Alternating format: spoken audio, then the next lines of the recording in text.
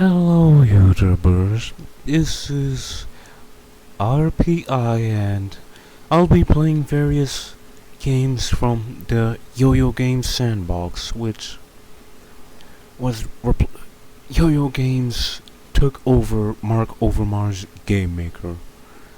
The first game is, well, incomplete, and as you can see, the thing about this is Diddy Kong actually stops his walking animation when you push right. However, you can stop him while continue his walking animation if you push another button such as up. Now,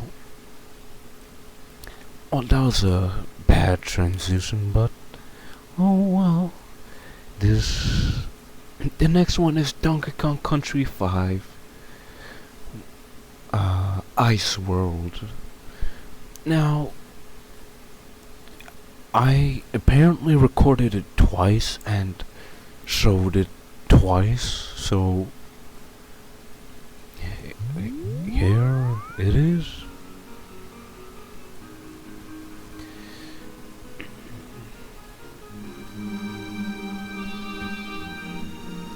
Notice how when I try to jump on them,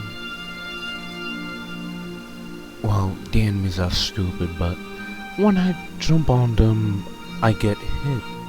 If you notice, I lose HP. For anybody who plays a platformer, jumping on an enemy is natural. Unless, of course, it looks intimidating. Well, I should say there's some common sense things like when you play Super Mario World, don't jump on a piranha.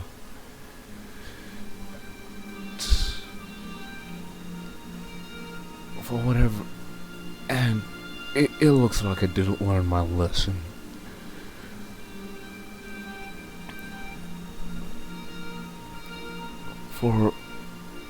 Well, if you notice, there's Diddy Kong. I'm not sure what he is there for, but perhaps two players, certainly something they did not take out. You might notice the graphics, they are horrendous, so to speak, and just as bad as the gameplay. It's good that they tried to use the original Donkey Kong assets, well, Donkey Kong Country assets from the Super Nintendo, but it just looks like a mess, and as you can see,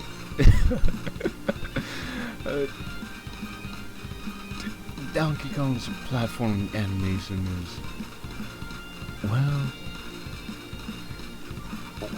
the animations are bad.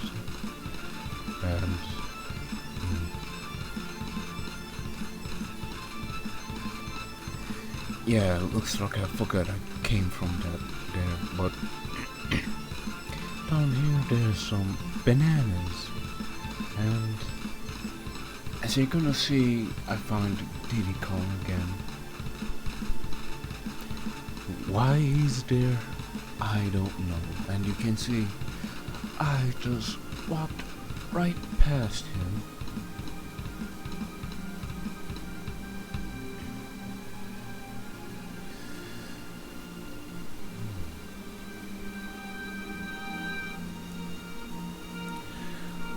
Oh, and you might notice the game is running at 20 frames per second. This is unbelievably slow. Well, unbelievably is the wrong word, but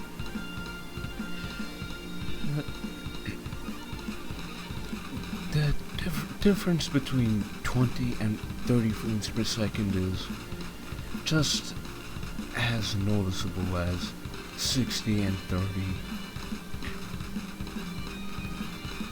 Speaking of which,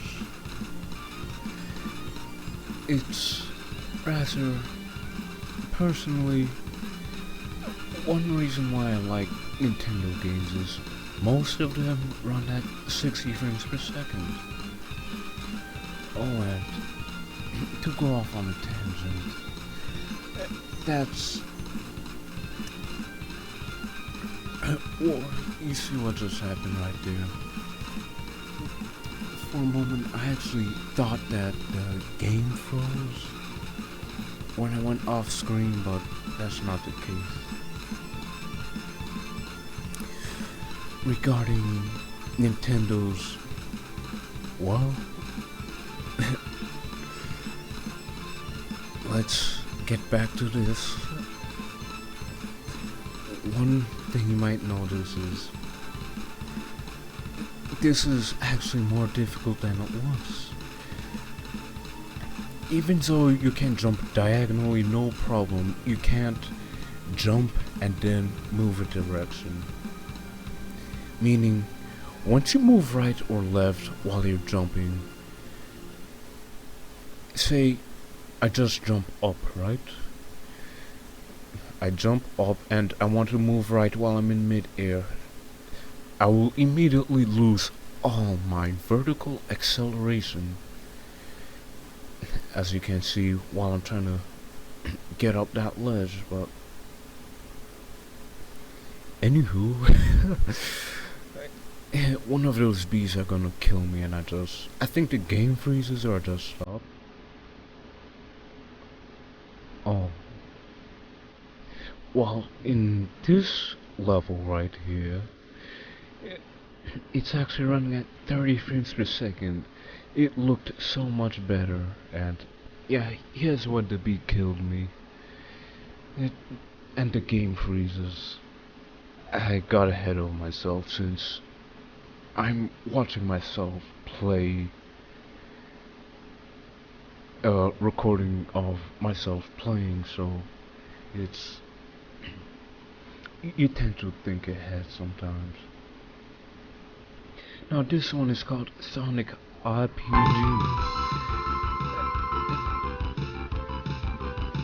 For whatever reason, I lose health when I jumped on that, or maybe I didn't jump on that, but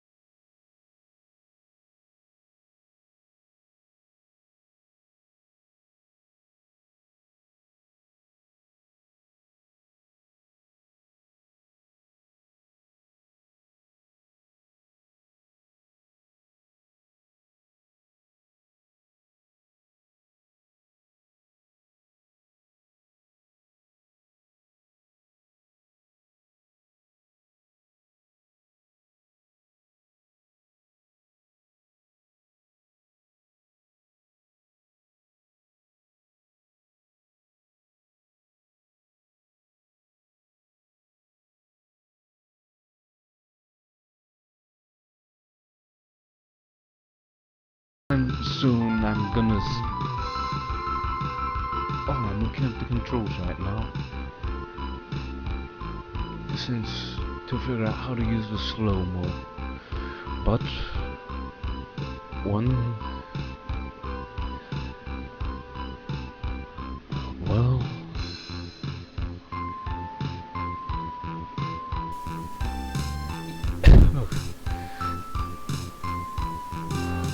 and as you can see, the music is still slow. And to tell you the truth, this is actually the second time that I'm voicing over this. So right now I'm actually hearing nothing because I'm using the Windows Movie Maker program to record, and it won't let me narrate and listen at the same time. Needless to say, it's pretty impressive how they have the missile homing. What's a better word? Homing to the enemy and infinite ammo. Also, the next stage is a screen. Blink default GM background color screen, which is a gray. Now, the next game, Sonic game, it doesn't have a name, but it's also dumb. And, well, highly incomplete.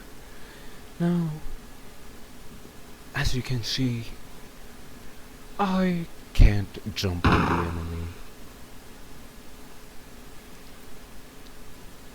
So, I don't jump on the enemy and do what's, well, go into that. Now, I just noticed that the screen actually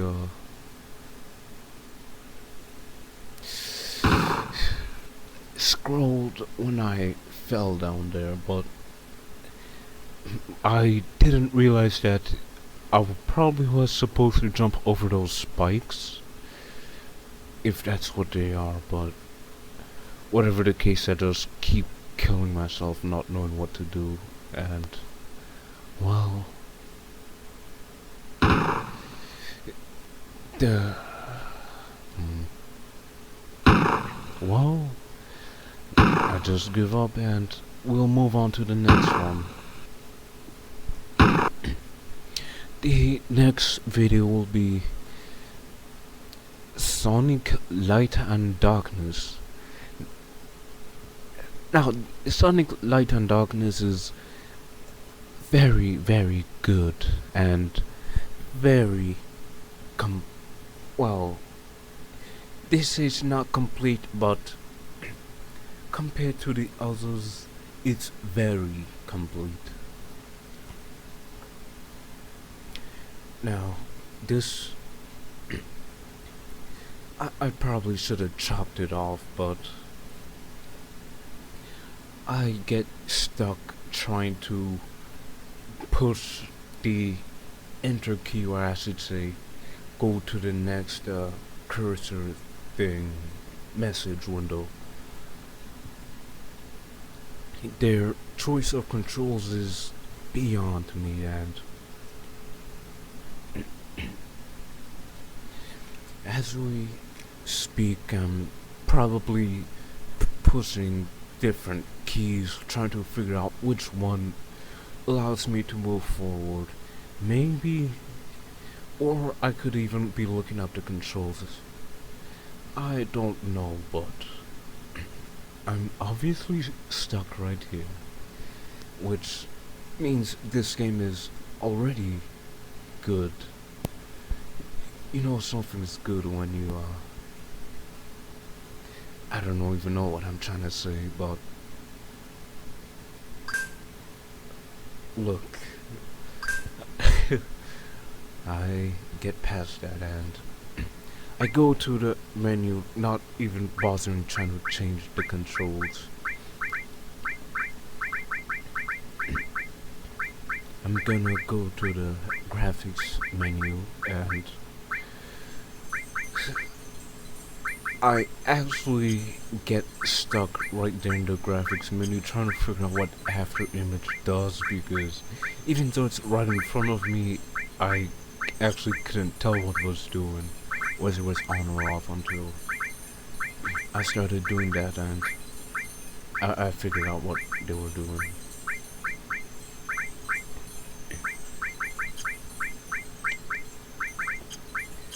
Alright.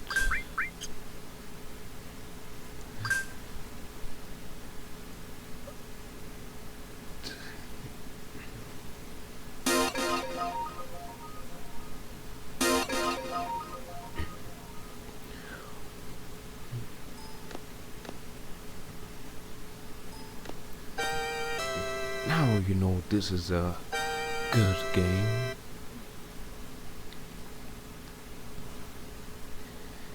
It's very, very professional. And as you can see, I can even... Yes. As you can see, well... Yeah, I'm thinking too far ahead, but... You can name your file. And... It's probably taking so long to load and such because being a fool, I am playing this on a .rar. Well, it's in a .rar while I'm playing this, and yes, I have to name it Sandbox. .rars are a compressed file format, and quite frankly, this game uses DLLs, and probably the compression is slowing down the loading of the DLLs, and eventually it will crash and the game will freeze, but for now, it's working all well. Except slow loading times.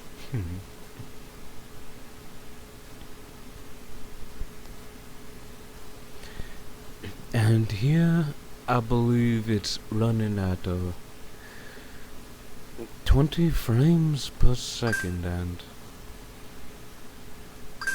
honestly, I can't really tell from this small screen, but I'm pretty sure it is that the frame counter shows up there. One thing though is... Oh, I was about to talk about Nintendo. Or, I kept wanting to talk about Nintendo. The, about 60 frames per second, because one thing I really dislike about, games I play on the 360 and perhaps PS3 is a lot of them use motion blur, and just in general I don't like motion blur. I'm pretty sure there's quite a lot of people who don't like motion blur, and well, you can't cheat 60 frames per second. It's too obvious. And another thing I like about Nintendo games is their frame rates are usually relatively consistent. Not only do, well, I can't say much about the PS3 since I don't own one, but a lot of 360 games I play, or quite a few of them, they have obvious frame drops, and well, not all, but I'm mostly talking about Banjo, nuts and bolts.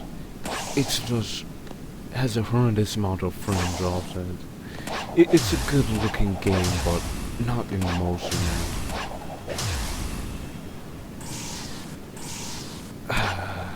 Let's get back to Sonic Light and Darkness.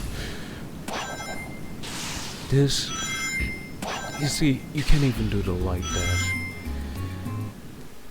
Now, the controls, I'm using the default controls, and it's like WASD or something, QE. It's not to my likings, and I never bothered to change them. So, I'm obviously gonna suck, but it's not even the controls' fault. I suck at Sonic games in general, so...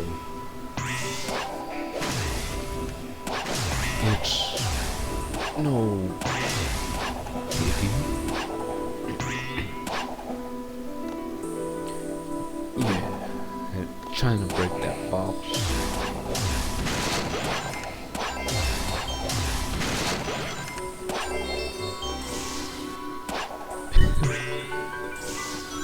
Alright.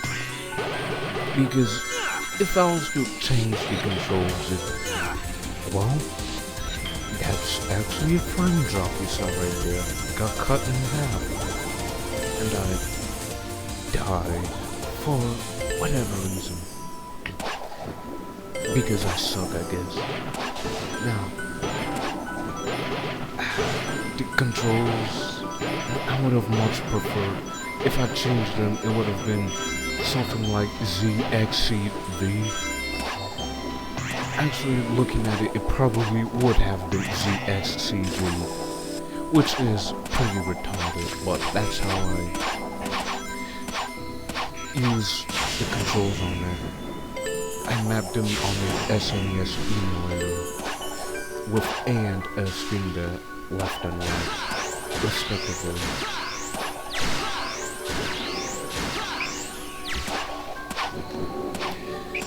Yes, this is a very, very good demonstration, or engine I should say, which proves that this certainly is something beyond what I can do, which is in comparison to the previous Sonic and Donkey Kong demonstration, which quite simply and easily I could make a much better platformer. Now, if you want to make that bet, I could certainly take you on that bet, but, oh, and by better platformer I mean using the Game Maker software, because it would of course take quite much longer to do that in C or C++. Now, as you saw, I was trying to go to that level, but it didn't quite work out all that well. And the dialogue is very robust, and this is actually the level where I freeze. One of the things you may notice before I freeze is sometime there will be a frame drops. My frame will start dropping, and I think right here it dropped. I can't tell. Yeah, and that's where I freeze. Oh, well, that concludes our Sonic, Donkey Kong and Sonic. Now, I think I could have found more Sonic games, but I typed in Sonic RPG and, well, these are, I don't know. That's what I have and that's what I played. The next is Starfox, and there's quite a bit of Starfox. The one thing about Starfox is that, considering the genre, the games tend to be, say, more robust, but the graphics often take a hit compared to the others. This Starfox, I think it's called Starfox GM. I don't know, but oh, and by the way, on the top right it says enemies left. I didn't see that, or I should say, I wasn't paying attention to that, and well, I didn't know you had to kill the enemies, and because I was just dumb. I just decided to spray and pray, hoping to hit something because, well, I didn't felt like shooting, or I should say, bothering to aim. The one thing I like about this is the enemies actually aim, but the main point is in games, let's use first-person shooters. Example, Call of Duty Modern Warfare. It would be great if your allies could shoot like this and actually not shoot at invisible target. Sometimes it's not even exclusive to Call of Duty. In Starfox it even happens, and there's I didn't pay attention, but in Halo it probably happens too. Your allies, they shoot at nothing. It's like, what are you aiming at? It's ridiculous, and well, the enemies appear to know what they're aiming at, and they shoot you well, and they know how to shoot you when your allies don't know how to shoot enemies. That's quite the conundrum, I should say. Oh, and here well, I'm going to die, so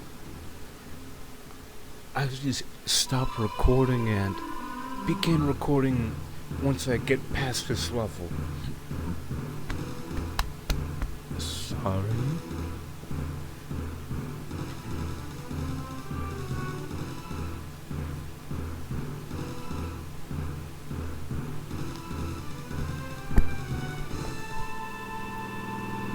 And here's how I die, or not. I run into a meteorite and then I get shot. That's all I know. Yep. And here's the boss. Now, this boss is... I dislike this boss very much. In fact, I dislike how whoever made this made the enemies. Now what happened is I got stuck on the upper right corner, not knowing how to get out, or I'm trying to get out, but the thing about the enemies, they have incredible accuracy and, well, incredible accuracy. And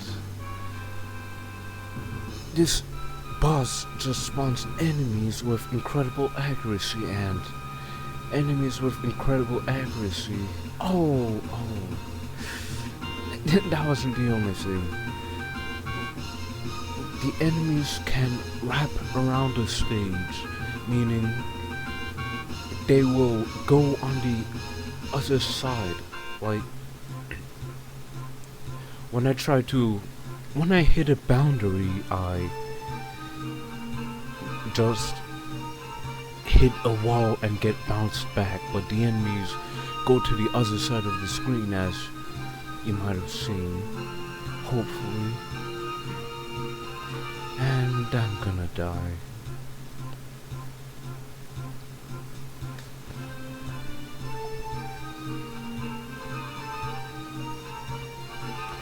Now, this is the last level. And it becomes evident as you see me keep going up and eventually just all this screen. Well, yeah.